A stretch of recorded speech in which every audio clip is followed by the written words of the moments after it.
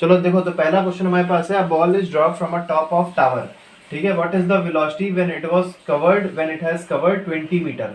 अब देखो बेटा, एक बॉल है, एक टावर से फेंकी गई, जैसे मान लो एक टावर है ये, ठीक है, इस टावर से बॉल को क्या कर दिया गया है, छोड़ दिया गया है। अब यहाँ से बॉल को जब छोड़ा जाएगा तो क्या बॉल नीचे की ओर गिरेगी, सबको पता है। अब बोला गया है कि बॉल ने कितना डिस्टेंस कवर कर ली, मान लो बॉल यहाँ तक पहुंच गई, बॉल ने 20 मीटर डिस्टेंस कवर कर ली। बताना है what will be the velocity when it hits the ground. तो पहले आपको बताना है इस बॉल की वेलोसिटी यहाँ पर क्या होगी, ठीक है, और दूसरा आपको बताना है बॉल की वेलोसिटी यहाँ पर क्या होगी, ठीक है। तो दो वेलोसिटीज आपको बतानी है, ठीक है। तो दोनों वेलोसिटीज आपको समझ में आ गई होगी, कौन सी वेलोसिटीज बतानी है। तो पहली हमको वो वेलोसिटी बतानी है जब बॉडी कहाँ पहुंच रही है, जब बॉडी बीच में आ रही है, मतलब 20 मीटर नीचे पहुंची है। और दूसरी आपको वेलोसिटी कहाँ बतानी है, दूसरी आपको वेलोसिटी वहां बतानी है जब बॉडी पूरी नीचे आ गई है, मतलब when body is eight ground, जब ग्राउंड लेवल पे पहुंच गई है तब आपको बताना है बॉडी की वेलोसिटी क्या हो जाएगी। देखिए कैसे बताया जाएगा, बहुत सिंपल क्वेश्चन है। देखिए सबसे पहले आप ये समझिए, जो जी आपको यहाँ पुट करना है वो 10 पुट करना है, 10 मीटर पर सेकेंड स्क्वायर, ये आपको जी की वैल्यू पुट करनी है। अब देखिए आप करेंगे क्या, आपको वेलोसिटी बतानी है। इनिशियल वेलोसिटी क्या होगी इस पॉइंट पे, इनिशियल वेलोसिटी हो जाएगी 0। आप फॉर्मूला लगा, देखिए एस क्या है, एस आपके पास 20 है, तो आप फॉर्मूला लगाएंगे S is equal to U T plus half G T square. आप ये फॉर्मूला लगा दीजिए। जब आप ये फॉर्मूला लगाएंगे तो देखो आपको क्या मिलेगा, आपको मिलेगा एस कितना था, कितनी डिस्टेंस कवर हुई 20, is equal to U T, जब आप करेंगे तो 0 हो जाएगा, प्लस हाफ इंटू जी आपको पता है 10 है, ठीक है, और टी आपको पता है, टी कितना है, टी हमको नहीं पता, जी हमको पता था। देखिए यहां से आपको फाइनल वेलोसिटी नहीं मिल रही है, यहां से आपको क्या मिल रहा है, टाइम मिल रहा है। इसका मतलब ये वाला फॉर्मूला अगर लगाएंगे तो हमको टाइम मिलेगा, तो टाइम स्क्वायर की वैल्यू क्या हो जाएगी, 4 हो जाएगा, अंडर रूट 4 क्या हो जाएगा, 2 सेकेंड्स। तो कितना टाइम लगा बॉडी को यहां से यहां तक आने में, 2 सेकेंड लगा। अब क्या करिए, फॉर्मूला लगा लीजिए, v is equal to U plus G T, ठीक, यहां पे आपको v चाहिए था, तो v इज इक्वल टू क्या हो जाएगा 0, क्योंकि यहां पे u की वैल्यू क्या थी, 0 थी, u 0 प्लस g कितना था, 10 था, और टाइम कितना दिया है, 2 दिया है, तो आंसर क्या हो जाएगा 20 मीटर पर सेकेंड। तो यहां पर जो वेलोसिटी है वो कितनी आ जाएगी, 20 मीटर पर सेकेंड आ जाएगी। लेकिन अभी क्वेश्चन कंप्लीट नहीं हुआ, क्यों नहीं कंप्लीट हुआ, क्योंकि हमको वेलोसिटी सिर्फ यहां नहीं चाहिए, हमको वेलोसिटी इस पॉइंट पे भी चाहिए। अब इस पॉइंट पे वेलोसिटी कैसे मिलेगी, अब देखिए ये लोअर मोस्ट पॉइंट है, ठीक है, ये कैसा पॉइंट है, ये हमारा लोअर मोस्ट पॉइंट है। लोअर मोस्ट पॉइंट पे जो फाइनल वेलोसिटी होती है वो क्या हो जाती है, 0 हो जाती है। मतलब बिल्कुल नीचे जब बॉडी गिरेगी, बिल्कुल नीचे चली जाएगी, तो वो रेस्ट पे चली जाएगी, और रेस्ट पे वेलोसिटी क्या होती है, 0 होती है। तो हम लोग ये भी बोल सकते हैं कि जो इसके पास काइनेटिक एनर्जी होगी वो किस में कन्वर्ट हो जाएगी, हीट एनर्जी में और साउंड एनर्जी में कन्वर्ट हो जाएगी। तो हम लोग ये समझ सकते हैं कि फाइनल पॉइंट पे, लोएस्ट पॉइंट पे जो वेलोसिटी होगी बॉडी की वो क्या हो जाएगी, 0 हो जाएगी। या अगर मान लीजिए आपसे कहा जाए, अब यहाँ पे देखिए, यहाँ पे आपको हाइट नहीं दी गई थी टावर की, अगर टावर की हाइट दी जाती तो हम वो वाला पॉइंट, वो वाली वेलोसिटी बता सकते जो टच होने से जस्ट पहले होती है। लेकिन यहाँ पे क्योंकि टावर की हाइट नहीं पता है, इसलिए हम वो केस यहाँ पे नहीं पुट कर सकते हैं, ठीक है। नेक्स्ट क्वेश्चन देखते हैं, क्वेश्चन नंबर 2।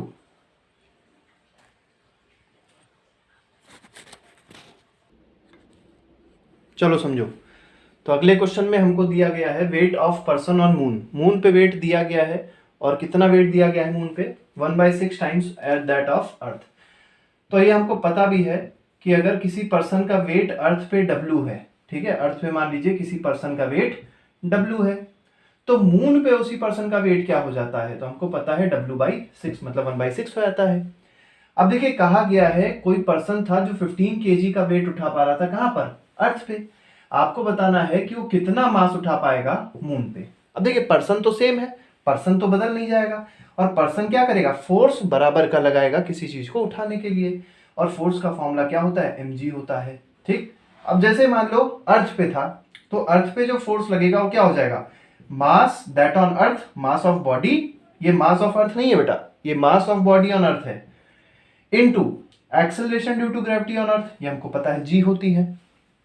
और ये किसके बराबर हो जाएगा, ये बराबर हो जाएगा mass of person on moon multiplied by g by 6। ये आपको पता होना चाहिए कि जो वेट है, वेट 1/6 क्यों हो जाता है? तो वेट 1/6 इसलिए हो जाता है क्योंकि जो एक्सेलरेशन ड्यू टू ग्रेविटी होती है वो मून पे क्या हो जाती है, 1/6 हो जाती है। ठीक है, अब आपको करना क्या है? अब आपको करना ये है, वैल्यू पुट कर देनी है। देखिए, आपको बताना क्या था, आपको मास बताना है मून पे वो कितना लिफ्ट कर लेगा। ठीक है, यहाँ पे आपको 6 मिल गया। अब यहाँ आपको पता है जी की वैल्यू क्या होती है, ये जी और ये जी कट गया। ठीक, मास ऑन अर्थ आपको पता था कितना उठ पा रहा था, 15 kg। तो आप यहाँ पुट कर दीजिए 15 is equal to mass that he can lift on moon upon 6। तो मून पे वो कितना मास उठा लेगा, 15 इंटू 6। तो मून पे वो जो मास उठा पाएगा दैट विल बी 90 किलोग्राम। ऐसे क्वेश्चंस बहुत अच्छे हैं, बहुत इंपॉर्टेंट होते हैं क्योंकि ये एग्जाम्पलर के हैं और हर एग्जाम में ये आ सकते हैं। तो इसको जरूर आप लोग तैयार कर लीजिए। नेक्स्ट क्वेश्चन पे आते हैं। चलो ठीक, तो अगला क्वेश्चन जो है उसमें कहा गया है what happens to the force between the two objects. अब आपको सबसे पहले तो फोर्स का फॉर्मूला पता होना चाहिए। अगर दो ऑब्जेक्ट होते हैं तो दोनों के बीच में ग्रेविटेशनल फोर्स लगता है, और जो ग्रेविटेशनल फोर्स का फॉर्मूला होता है वो होता है जी m1 m2 upon are square. जहां पर कैपिटल जी क्या है, it is universal gravitational constant. m1 क्या है, mass of first body. m2 क्या है, मास ऑफ सेकंड बॉडी। और r क्या है, centre distance between the to body. जैसे मान लो ये बॉडी मास 1 है, ये बॉडी मास 2 है, और दोनों के बीच का जो सेंटर डिस्टेंस है वो क्या है, वो हमको r दिया हुआ है। तो ये फॉर्मूला होता है दोनों के बीच में जो अट्रैक्टिव फोर्स लग रहा होता है उसका। ठीक है, बोला गया है mass of one object is doubled. एक ऑब्जेक्ट का मास क्या कर दिया, डबल कर दिया। अब आपको बताना फोर्स क्या हो जाएगा। देखिए बहुत सिंपल है, आप क्या करिए, जैसे मान लीजिए आपने m1 को डबल कर दिया। आप अगर m1 को डबल करेंगे ये f डैश हो जाएगा, तो ये हो जाएगा 2m1, बाकी चीज तो सेम रहेगी, m2 अपॉन आर स्क्वायर। ठीक, अब 2 का बाहर ले आइए तो देखिए क्या बन जाएगा, 2gm1 m2 upon are square. ये आ गया आपका f डैश। अब बहुत ध्यान से देखिए क्या समझना है। आपको f की वैल्यू क्या पता थी, ये पता थी ना, gm1 m2 upon are square. यहां पे भी अगर आप इतना पार्ट देखेंगे तो इतना पार्ट क्या है, f ही तो है। इसका मतलब हमको ये पता चला कि जो f डैश होगा वो कितना हो जाएगा, 2f। इसका मतलब फोर्स क्या हो जाएगा, डबल हो जाएगा पहले केस में। तो फर्स्ट केस में हमारे पास फोर्स क्या हो जाएगा, डबल हो जाएगा। अगले केस पे आते हैं। अगले केस में देखिए क्या बोला गया है, distance between object is tripled. अब डिस्टेंस बिटवीन दी ऑब्जेक्ट क्या होता है, r होता है। r को ट्रिपल कर दिया। जब r को ट्रिपल करेंगे तो ये 3r हो जाएगा। देखिए कैसे, ये तो हो गया पहला पार्ट। सेकेंड पार्ट देखिए, सेकेंड पार्ट में क्या करना है, सेकेंड पार्ट में कहा है कि रेडियस को हम लोग ने ट्रिपल कर दिया। मतलब रेडियस नहीं, centre distance between the two bodies को हमने ट्रिपल कर दिया। अब देखिए r को जब ट्रिपल करेंगे तो मतलब r डैश क्या हो जाएगा, 3r हो जाएगा।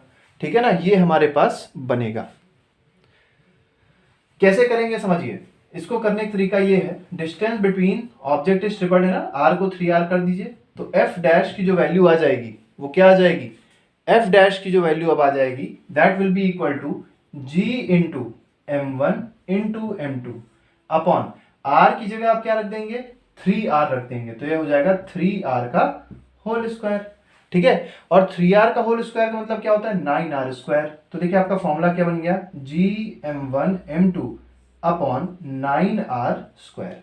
अब बहुत ध्यान से देखिएगा, यहां पे भी अगर आप देखेंगे तो इतना जो टर्म है gm1 m2 upon r square, ये है क्या, ये फोर्स है। तो हम लोग क्या कह सकते हैं कि जो f डैश हमको मिला वो किसके बराबर मिला, वो मिला f अपॉन 9 के बराबर मिला। देखिए यहाँ पे 9 था ना, तो f अपॉन 9 हमने लिख दिया। इसका मतलब हमको क्या पता चल रहा है, हमको पता ये चल रहा है कि सेकेंड केस में फोर्स क्या हो जाएगा, 1/9 टाइम्स हो जाएगा। ठीक है, अब थर्ड केस देखते हैं। थर्ड केस में क्या हो जाएगा, थर्ड केस में देखिए कहा गया है कि मासेस दोनों ही क्या कर दिए गए हैं, डबल कर दिए गए हैं। मतलब यहां पर m1 भी डबल हो जाएगा और m2 भी डबल हो जाएगा। अगर ये दोनों के दोनों डबल हो जाएंगे तब देखिए हमारे पास केस क्या बनने वाला है। देखिए केस बहुत सिंपल सा बनेगा, क्या बनेगा देखिएगा। देखिए f is equal to g into, इसको डबल कर दिया, डबल किया तो क्या हो गया, 2m1 हो गया। इसको डबल किया क्या हो गया, 2m2 हो गया, अपॉन आर स्क्वायर को आर स्क्वायर ही लिख दिया। ठीक है, अब देखिए आपको करना क्या है। ठीक है, अब देखिए ये f डैश हो जाएगा क्योंकि नया फोर्स है ना, फोर्स में कुछ चेंजेस आएंगे तो इसको हम लोग ने f डैश लिख दिया। ये 2 और 2 मल्टीप्लाई होकर 4 बना देंगे तो 4gm1m2 अपॉन क्या हो जाएगा, आर स्क्वायर हो जाएगा, है कि नहीं। तो ये हमारे पास बात हो गई। अब देखिए G M one M two upon are square, देखिए यहाँ पे भी आ रहा है, इतने पार्ट में आ रहा है ना G M one M two upon are square, तो मतलब इसकी जगह पे आप क्या लिख सकते हो, एफ लिख सकते हो। तो ये हमको पता चला इस केस में कि एफ डैश जो है वो किसके बराबर है, 4 इंटू एफ के बराबर हो जाएगा। तो मतलब सी पार्ट में जो आंसर हो जाएगा, फोर्स क्या हो रहा है, 4 टाइम्स हो रहा है द इनिशियल फोर्स। तो अगर कोई भी क्वेश्चन आपको दिया हो तो आप आसानी से क्वेश्चन को कर सकते हैं। अगर मान लीजिए क्वेश्चन में थोड़ा सा और चेंज करते, क्वेश्चन में एक और पार्ट दे देते, वो हम अपनी तरफ से देते हैं, उसमें कहा जाता कि मास भी डबल कर दिया और फोर्स जो डिस्टेंस बिटवीन दी ऑब्जेक्ट्स है उसको मान लो ट्रिपल कर दिया, या ऐसे कहते हैं मासेस ऑफ बोथ ऑब्जेक्ट्स, ठीक है, आर डबल्ड, मासेस को डबल्ड कर दिया, ठीक, and centre distance between them, इसको भी क्या कर दिया, डबल कर दिया, ठीक। मतलब समझो यहां पे क्या है, इसका मतलब क्वेश्चन का ये हुआ कि इस केस में m1 डैश जो था वो 2m1 के बराबर हो जाएगा, ठीक है, m2 डैश जो है वो 2m2 के बराबर है, ठीक है, और जो r डैश है वो किसके बराबर है, 2r के बराबर है। तो आप f डैश निकालिए, नया फोर्स आप निकालिए। नया फोर्स देखिए आपको क्या मिलेगा, नए फोर्स की जो आपको वैल्यू मिलने वाली है वो कैसे मिलेगी, वो बहुत ध्यान से देखिएगा। यहाँ पे जो आपको वैल्यू मिलेगी वो मिल जाएगी g into m1 into m2 upon are square, लेकिन r डैश का स्क्वायर हो जाएगा, यहाँ पे भी डैश, यहाँ पे भी डैश, क्योंकि नए मासेस हैं, ठीक है। m1 डैश की जगह क्या लिख देंगे आप, 2m1 लिख देंगे, तो ये हो जाएगा g into 2m1, m2 dash में आ जाएगा 2m2 अपॉन r डैश के स्क्वायर में क्या आ जाएगा, 2r का होल स्क्वायर आ जाएगा, 2r का होल स्क्वायर, 2 2 जा 4 हो गया, और यहां पे भी आप देखेंगे तो 2 का स्क्वायर 4 हो जाएगा, मतलब दोनों कट जाएंगे। दोनों के कटने पर आपको जो f डैश की वैल्यू मिलेगी वो क्या मिलेगी, G m1 m2 upon are square मिल जाएगी, और यही आपका इनिशियल फोर्स था। इसका मतलब फोर्स क्या रहेगा, सेम रहेगा इस केस में, ठीक है। तो इस केस में आपको याद रखना है कि जो हमारा फोर्स रहता है वो क्या रहता है, सेम रहता है, ठीक है ना। तो ये बात आपको थोड़ी सी याद रखनी होगी, ठीक है ना। तो ये हमारा हुआ क्वेश्चन नंबर 3। अगले क्वेश्चन पे आते हैं, अगला क्वेश्चन देखते हैं। देखो बेटा ऐसे क्वेश्चन को कैसे करते हैं। क्वेश्चन में कहा गया है कोई पर्सन है जिसका वेट कहाँ दिया गया है, मून पे वेट उसका कितना है उस पर्सन का, 60 न्यूटन है। आपको बताना है पर्सन का वेट और पर्सन का मास कहाँ पर, अर्थ पे आपको बताना है। देखिए कैसे पता चले, बहुत सिंपल है। आप ये समझिए कि जो मास होता है, मास तो हमेशा सेम रहता है, चाहे पर्सन मून पे हो, चाहे पर्सन अर्थ पे हो, चाहे कहीं चला जाए, उसका मास हमेशा क्या रहेगा, फिक्स रहेगा, मास कभी चेंज नहीं हो सकता। लेकिन वेट चेंज होता है, किसकी वजह से, इसकी वजह से चेंज होता है, ठीक है। अब देखिए हमको पता है वेट ऑफ पर्सन ऑन अर्थ पर जो वेट होता है पर्सन का वो कितना हो जाता है, is equal to 1/6 weight of person, ठीक है, ऑन, ये मून होना चाहिए यहां पे, on moon is equal to weight of person on earth. मतलब पर्सन का जो वेट मून पे होगा वो 1/6 होता है किसके, पर्सन का जितना वेट अर्थ पे है। जैसे मान लीजिए कोई पर्सन 60 न्यूटन का है, किसी का वेट अगर 60 न्यूटन है कहां पर, मून पे, ठीक है, अर्थ पे, तो उसका वेट मून पे कितना हो जाएगा, 1/6 हो जाएगा। तो देखिए आपको मून पे वेट दिया गया है कितना, 60 न्यूटन। मून पे वेट हमको 60 न्यूटन, मतलब यहां क्या कर दीजिए, 60 लिख दीजिए। 60 is equal to 1/6 into weight on earth, weight of person on earth. यहां से आपको क्या मिल जाएगा, यहां से आपको मिल जाएगा, इसको आप इधर मल्टीप्लाई करेंगे, ठीक है, ये आ जाएगा 360 न्यूटन। तो पर्सन का वेट क्या आ गया, पर्सन का वेट जो आया कहां पे आया, अर्थ पे आया। तो वेट ऑन अर्थ कितना आ गया, वेट ऑफ पर्सन ऑन अर्थ हमारे पास आ गया 360 न्यूटन। चलिए एक चीज तो हो गई, वेट ऑफ पर्सन ऑन अर्थ तो आ गया, हमको निकालना था मास भी, बहुत सिंपल है, वेट का फॉर्मूला लगा दीजिए। वेट का फॉर्मूला होता है mass into acceleration due to gravity. Weight कितना है, 360 है, 360 is equal to mass into acceleration due to gravity हो जाएगा 10, ठीक है। 10 को अब नीचे भेज देंगे आप, जब 10 को नीचे भेजेंगे तो मास क्या हो जाएगा 360/10, ये और ये कट गया, मास का आंसर क्या आ गया 36 किलोग्राम आ गया। तो ये हमारा एग्जैक्ट और करेक्ट आंसर होगा 36 kg। तो देखो अगला जो क्वेश्चन हमसे पूछा जाएगा what is the difference between mass and weight. तो मास क्या होता है, mass is the amount of matter present in the body, amount of matter, ठीक है, जितना मैटर प्रेजेंट होता है बॉडी में उसको क्या कहते हैं, मास कहते हैं। तो amount of matter present in the body is called मास, ठीक है।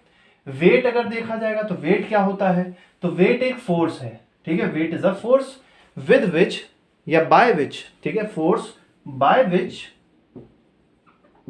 अर्थ अट्रैक्ट्स अ बॉडी, अर्थ क्या करेगी, किसी बॉडी को अट्रैक्ट करेगी, अर्थ अट्रैक्ट्स अ बॉडी, ठीक है, किधर अट्रैक्ट करती है, towards its centre, towards its centre, इसको क्या कहा जाता है, इसको कहा जाता है वेट।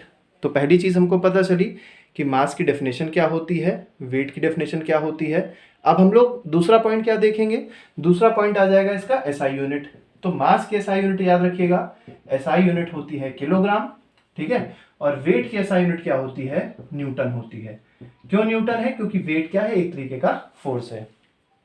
थर्ड बात आती है वेक्टर क्वांटिटी या स्केलर क्वांटिटी। तो जैसे मास पूछा जाएगा तो याद रखिएगा मास स्केलर क्वांटिटी है, मास में कोई फिक्स डायरेक्शन नहीं होता, ठीक है। और अगर वेट की बात करी जाए तो वेट वेक्टर क्वांटिटी है, ठीक है। और अगर पूछा जाए वेट का डायरेक्शन किधर होता है तो आप कहेंगे towards the centre of earth, ठीक है। वेट का अगर आपसे डायरेक्शन पूछा जाए तो आप क्या लिखेंगे, आप लिखेंगे towards the centre of earth, या आप ये भी लिख सकते हैं टुवर्ड्स डाउनवर्ड डायरेक्शन, ठीक है, या वर्टिकली डाउनवर्ड डायरेक्शन भी आप बोल सकते हैं।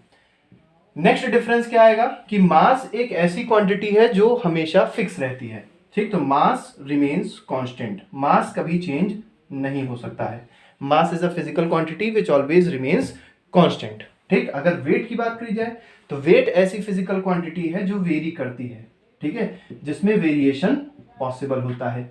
तो यहाँ पे वेरिएशन पॉसिबल होगा, मतलब वेट एक जगह से दूसरी जगह में चेंज हो सकता है वेट किसी चीज का, लेकिन मास किसी बॉडी का हमेशा क्या रहता है, सेम रहता है। एक और बहुत इंपॉर्टेंट बात आपको याद रखनी है कि मास को मेजर करने के लिए हम लोग यूज करते हैं बीम बैलेंस, ये बहुत इंपॉर्टेंट पॉइंट है, ठीक है।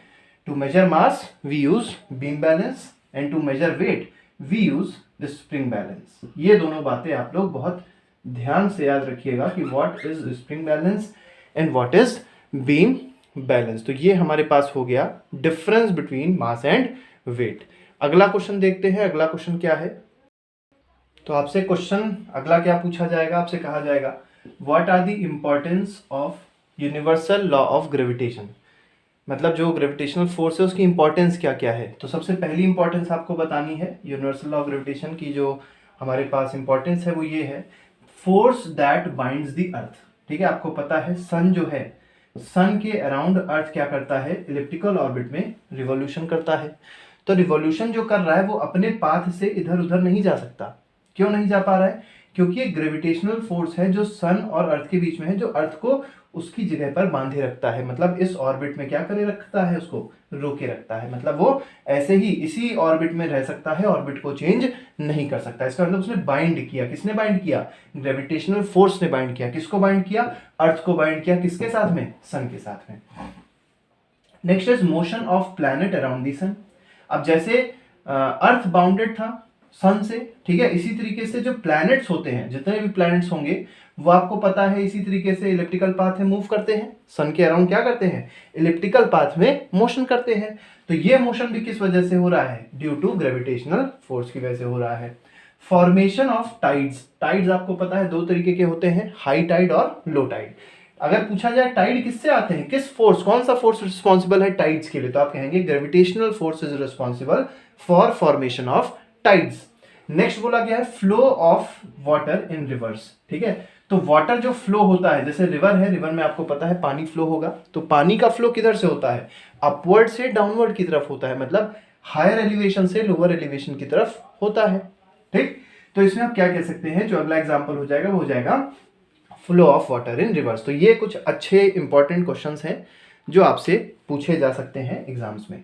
अगला क्वेश्चन देख लेते हैं, अगला क्या बोला जाएगा। नेक्स्ट क्वेश्चन में हमको बोला जाएगा, तो देखो अगला क्वेश्चन जो है उसमें कहा गया है a ball thrown up vertically returns to the thrower after 6 second. जैसे मान लीजिए ये हमारे पास ग्राउंड है, ठीक है, ये हमारे पास क्या है, ग्राउंड है। अब अगर बॉल को यहां से फेंका गया ऊपर, ठीक, मान लेते हैं यहां तक पहुंची बॉल, ये मैक्सिमम हाइट है, ठीक, और ये वापस भी आ गई कितनी देर में, मान लीजिए एक्स टाइम में गई ऊपर और एक्स टाइम में वापस आ गई। टोटल टाइम कितना लग रहा है, 6 सेकेंड। मतलब फेंकने में, यहां से जाने में और वापस आने में टोटल टाइम कितना लगा, 6 सेकेंड लगा। तो अगर आपसे पूछा जाए कि ये बताइए मैक्सिमम हाइट तक पहुंचने में कितना टाइम लगा, अरे तो जितना टाइम जाने में लगा उतना ही टाइम आने में लगा, और दोनों का सम अगर 6 दिया गया है तो इसका मतलब 3 सेकेंड ऊपर पहुंचने में टाइम लगेगा। तो मैक्सिमम हाइट h तक जाने में जो टाइम लग रहा है वो कितना है, 3 सेकेंड्स है। बताना क्या है, find the velocity with which it was thrown up. आपको बताना है यहां से जो वेलोसिटी है ये वैल्यू आपको बतानी है। अब ये कौन सी वेलोसिटी होगी, तो ये फाइनल वेलोसिटी नहीं होगी, ये कौन सी वेलोसिटी होगी, इनिशियल, क्योंकि इनिशियल वेलोसिटी अगर होगी तभी बॉडी ऊपर जाएगी। लेकिन आपको ये भी पता होना चाहिए जो हाईएस्ट पॉइंट होता है वहां पे वेलोसिटी क्या हो जाती है, 0 हो जाती है, ठीक। आपको u बताना था, आपको v पता है 0 है, आपको पता है कि यहां से यहां तक जाने में जो टाइम लग रहा है वो 3 सेकेंड है, ठीक। कैसे बताएंगे, बहुत सिंपल है। यहाँ पे याद रखिए g को आप 10 मीटर पर सेकेंड स्क्वायर लीजिएगा, आसान हो जाएगा क्वेश्चन। अगर मान लीजिए क्वेश्चन में नहीं दिया हुआ है तो देखिए क्या करेंगे, v is equal to U plus 80 रखेंगे। v कितना है, 0 है, ठीक है। u कितना है, u हमको नहीं पता, u निकालना है, ठीक है। अब देखिए बॉडी जब ऊपर जाती है, बॉडी ऊपर जा रही है, लेकिन g किधर लग रहा है, नीचे लग रहा है, दोनों अपोजिट डायरेक्शन हो गए ना, इसलिए हम लोग g जो रखेंगे इस केस में वो 10 ना लेके क्या लेते हैं, माइनस ऑफ 10 लेते हैं। तो -10 एक्सेलरेशन क्या हो जाएगा, -10 मीटर पर सेकेंड स्क्वायर हो जाएगा, इनटू क्या हो जाएगा, टाइम देखिए कितना दिया गया है, 3 सेकेंड्स, ठीक। तो 10 इंटू 3 30 हो गया। इसको अगर आप इधर भेज दें तो u की वैल्यू क्या आ गई, 30 मीटर पर सेकेंड आ गया। तो पहला पार्ट हमारा हो गया।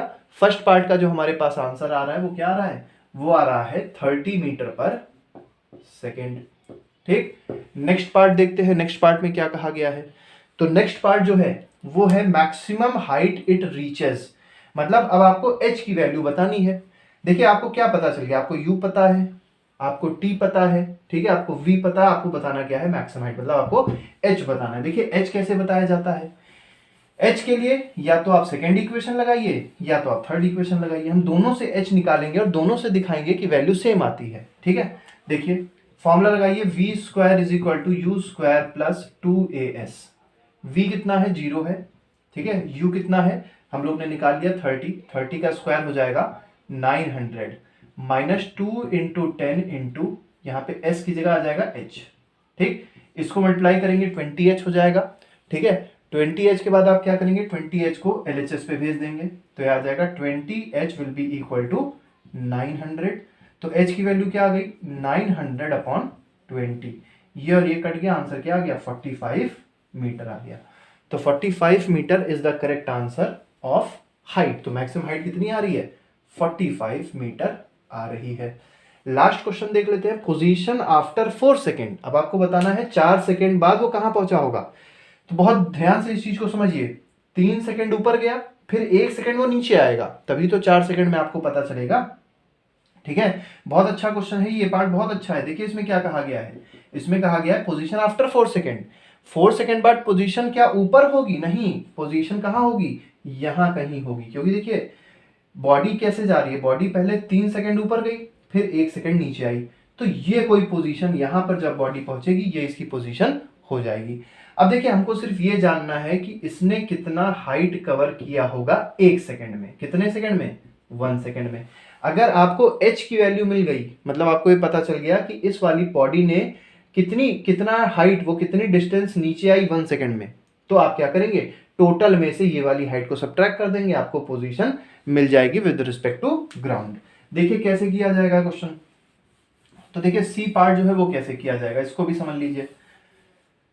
सी पार्ट को करने का जो तरीका है, पोजीशन पूछी गई थी आफ्टर 4 सेकेंड्स, ठीक। अब देखिए आपको करना क्या है, 3 सेकंड में तो बॉडी यहाँ पहुंच गई, अब बॉडी नीचे पहुंच रही है कितने टाइम में, 1 सेकंड में, क्योंकि 3 खत्म हो गए, 4 सेकंड थे टोटल, तो 1 सेकंड बचा ना, तो 1 सेकंड पहले हम देखें कितना नीचे आई, कैसे पता चलेगा, v square is equal to, ये ना लगाइए, देखिए क्या लगाइए, h is equal to U T plus half G T square लगाइए।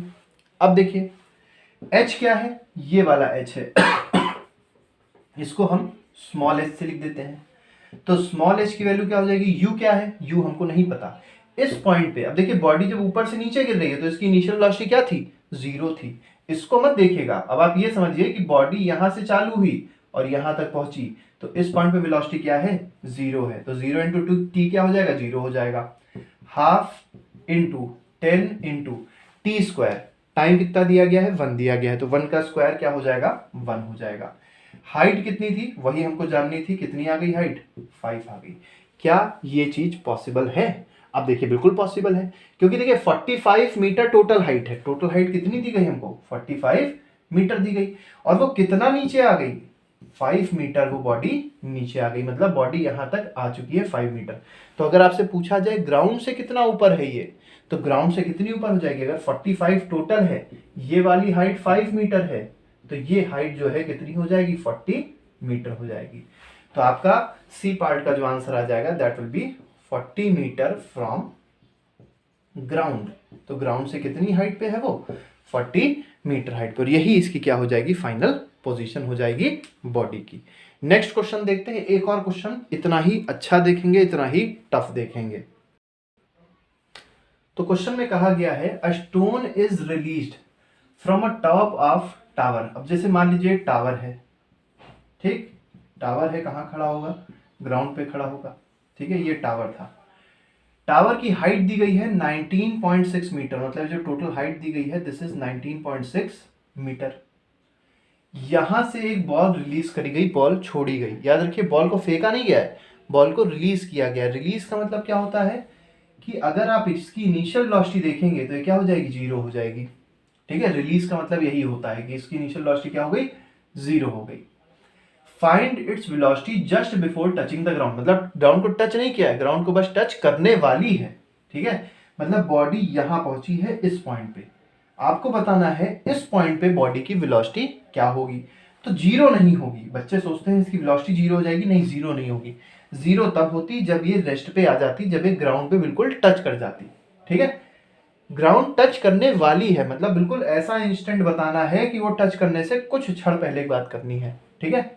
अब देखिए क्या करना है, फाइनल वेलोसिटी आपको बतानी है, इसका मतलब आपको हाइट पता है, अब बॉडी नीचे गिर रही है, ठीक, अब देखिए मोशन किधर हो रहा है, नीचे हो रहा है, और ग्रेविटी किधर लगेगी, नीचे लगेगी, दोनों डायरेक्शन सेम है, दोनों डायरेक्शन क्योंकि सेम है तो हम क्या बोल सकते हैं, हम लोग बोल सकते हैं जो जी की वैल्यू हो जाएगी वो हो जाएगी 9.8 मीटर पर सेकेंड स्क्वायर। ये आप जी की वैल्यू यहाँ पर पुट करेंगे।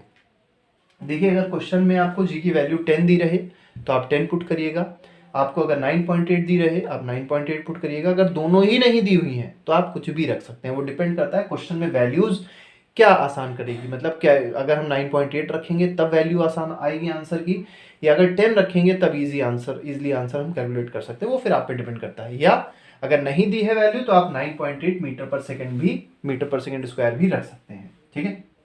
नेक्स्ट क्वेश्चन, मतलब इसी को देखते हैं, वेलोसिटी बताना है, मतलब हम we have to tell the value of v। देखिए बहुत सिंपल है ऐसे क्वेश्चंस को करने के लिए, क्योंकि देखिए टाइम की यहाँ कोई बात नहीं करी गई है, क्योंकि टाइम की बात नहीं करी गई है तो हम लोग यहाँ पर सेकंड इक्वेशन नहीं लगा सकते, हम लोग कौन सी इक्वेशन लगाएंगे, third equation, v square is equal to U square plus 2as, ठीक है। अब a किससे रिप्लेस हो जाएगा, g से रिप्लेस हो जाएगा, s किससे रिप्लेस हो जाएगा, h से रिप्लेस हो जाएगा, तो देखिए क्या बनेगा, v स्क्वायर मतलब ये वाली वैल्यू, u स्क्वायर मतलब 0, तो 0 0 ही हो जाएगा, प्लस g कितना है 9.8 है, h कितना है, h हम लोग को दिया है 19.6 ये तो दिया हुआ है। अब देखिए इसको आपको कैलकुलेट नहीं करना, अगर आप इसको मल्टीप्लाई करके कैलकुलेट करने लग जाएंगे तो आपको टफ लगेगा क्वेश्चन। कैसे किया जाएगा question, v square is equal to, इसको हटा दीजिए यहाँ से, इसका कोई काम नहीं है, इसको मल्टीप्लाई करेंगे तो आ जाएगा 19.6 मल्टीप्लाइड बाय 19.6 हो गया। 19.6 का स्क्वायर हो गया, इसका मतलब ये 19.6 का स्क्वायर हो गया v स्क्वायर। तो अगर आप v देखेंगे कितना आ जाएगा, 19.6 मीटर पर सेकेंड आ जाएगा। तो ये हमारा करेक्ट आंसर हो जाएगा इस क्वेश्चन का। बहुत इंपॉर्टेंट क्वेश्चन ये वाला भी है, ठीक है। तो इस तरीके से हम लोग इस क्वेश्चन को भी सॉल्व कर सकते हैं। नेक्स्ट क्वेश्चन पे आते हैं। तो देखो बेटा, पहले क्वेश्चन समझो क्या है। क्वेश्चन में कहा गया है हमको फोर्स ऑफ ग्रेविटेशन बताना है बिटवीन अर्थ एंड सन। तो हमको अर्थ दिया है, जैसे मान लो ये अर्थ है, ठीक है, और सन है, दोनों के बीच में फोर्स ऑफ ग्रेविटेशन बताना है। दोनों का हमको मास दिया गया, मतलब we have been given the mass of earth and the mass of sun दिया हुआ है। एवरेज डिस्टेंस मतलब दोनों के बीच की सेंटर डिस्टेंस दी गई है, आर की वैल्यू हम लोग को प्रोवाइडेड है। और कितनी प्रोवाइडेड है, 1.5 इंटू 10 टू की पावर 11। हमको बताना क्या है, हमको बताना है what is the force. Force का हमको फॉर्मूला पता है, F is equal to G m1 m2 upon are square. आपको सिंपल फॉर्मूला रखना है। आपको कैपिटल जी की वैल्यू पता होगी, यूनिवर्सल ग्रेविटेशनल कांस्टेंट कितना होता है, ये होता है 6.67 इंटू 10 टू की पावर -11। m1 देखिए कितना है, मतलब मास ऑफ अर्थ कितना है, 6 इंटू 10 टू की पावर 24 है। मास ऑफ सेकेंड बॉडी मतलब सन का मास कितना है, तो 2 इंटू 10 टू की पावर 30 है। अपॉन करना है, ये r मतलब रेडियस नहीं होता, r मतलब होता है centre distance between the two bodies. ये हमको दिया गया है 1.5 इंटू 10 टू की पावर 11 का होल स्क्वायर। होल स्क्वायर करना बहुत ज्यादा जरूरी है। अब इसको देखिए 3.53 into 10 की पावर 24 न्यूटन।